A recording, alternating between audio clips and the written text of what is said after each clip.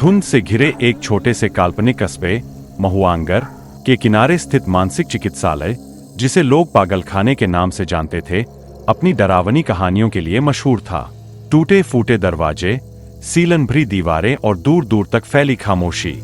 इस जगह के बारे में वर्षों से अफवाहें सुनाई देती थीं कि मरीजों के साथ बुरा बर्ताव किया जाता है, लेकिन कोई भी इस जगह की सच्चाई को उजागर करने की हिम्मत नहीं करता था। रवि मिश्रा, एक साहसी पत्रकार, इस रहस्य से पर्दा उठाने के लिए वहां पहुंचा।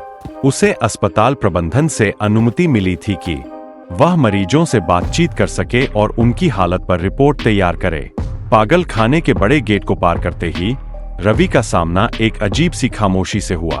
रिसेप्शन पर इंतजार करते हुए उसने दीवारों पर लगे पुराने, धूल से ढके नोटिस बोर्ड और उनकी अजीबोगरीब तस्वीरों को देखा।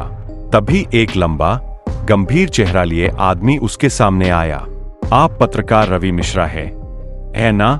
उसने धीमी लेकिन गंभीर आवाज में पूछा। जी, और मैं मरीजों का इंटरव्यू करने आया हूं।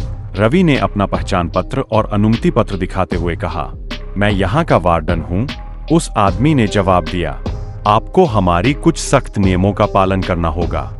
मरीज कभी कभी असामान्य व्यवहार करते हैं, सावधान रहिएगा। रवि ने सहमति में सिर हिलाया और वार्डन के पीछे चल दिया। अस्पताल के संकरे और धुंधले गलियारों से गुजरते हुए दूर दूर से मरीजों की हंसी और चीखें सुनाई देती रहीं। वार्डन ने उसे एक छोटे कमरे में ले जाकर छोड़ दिया, जहां पहला मरीज उसका इंतजार कर रहा था। मरीज का नाम था रमेश, जिसने पिछले 15 वर्षों से इस जगह को अपना घर बना लिया था। रमेश दुबला-पतला आदमी था, जिसकी आंखों में एक अजीब चमक थी। सुना है आपको कल डिस्चार्ज कर दिया जाएगा? रवि ने बातचीत की शुरुआत करते हुए पूछा। रमेश ने हल्की मुस्कान के साथ सिर हिलाया। 15 साल हो गए इस जगह में, कल मैं आजाद हो जाऊंगा। रवि ने उसकी जिंदगी, इलाज और अनुभवों के बारे में सवाल पूछे, लेकिन रमेश के जवाब अस्पष्ट और टालमटोल वाले थे।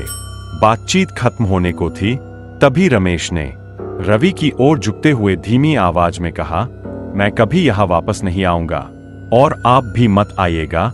उसकी बात सुनकर रवि के रोंगटे खड़े हो गए, लेकिन वह मुस्कुराते हुए बोला, मैं तो यहां सिर्फ काम के लिए आया हूं।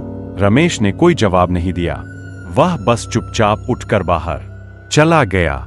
उस रात रवि होटल लौट आया और अपने नोट्स सी करने लगा, लेकिन अगले दिन उसे एहसास हुआ कि उसका बटुआ कहीं खो गया है। काफी खोजने के बाद उसे याद आया कि उसने अपना बटुआ पागलखाने की रिसेप्शन पर रखा था। हालांकि वहां वापस जाने का ख्याल थोड़ा अजीब था, फिर भी वह अपनी चीज लेने के लिए निकल पड़ा। पागलखाने की रिसेप्शन पर वही पुराना माहौल था। इस बार एक उम्रदराज आदमी डेस्क पर बैठा हुआ था। मेरा बटुआ शायद यही छूट गया था, रवि ने बताया। वह आदमी मुस्कुराया और ड्रॉअर खोलकर बटुआ बाहर निकाला। ये लो, धन्यवाद, ने कहा और फिर कैजुअली पूछ लिया, वैसे कल मैं वार्डन से मिला था, उन्होंने ही मुझे मरीजों से मिलने दिया। यह सुनते ही रिसेप्शनिस्ट का चेहरा सफेद पड़ गया। उसने गंभीरता से रवि की ओर देखा। वार्डन, उसने धीमे स्वर में कहा। हाँ, लंबा, गंभीर चेहरा। उन्होंने मुझे यहां घुमाया था। रवि ने बात पूरी की। रिसेप्शनिस्ट ने गहरी सांस ली। यहां कोई वार्डन नहीं है। पिछले वार्डन को मरीजों ने 15 साल पहले मार डाला था, तब से ये पद खाली है।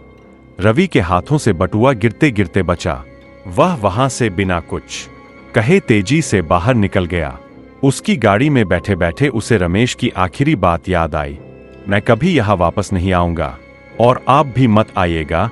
रवि ने कसम खाई कि वह महुआंगर और उस पागलखाने के बारे में कभी किसी से बात नहीं करेगा। वह कहानी अधूरी ही सही, लेकिन जो देखा और सुना था वह कभी भूल नहीं सका।